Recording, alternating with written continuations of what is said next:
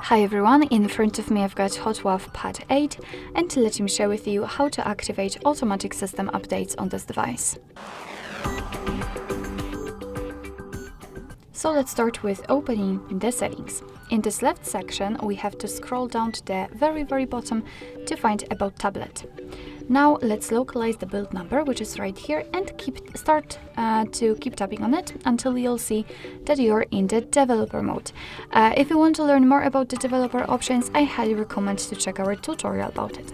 So now we can go back, and as you can see in the system settings, which will be right above the About tablet, we've got the developer options, so let's tap.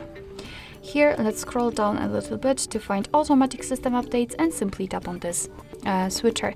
From now on, since this option is active, your device is allowed to apply the updates whenever it will be restarted. So you do not really have to remember about updating your device. However, remember about restarting it from time to time, so it will have a chance to actually download and apply the updates. Of course, you can turn off this option the same way just by tapping on the switcher again. Alright, so that will be all. Thank you so much for watching. I hope that this video was helpful, and if it was, please hit the subscribe button and leave the thumbs up.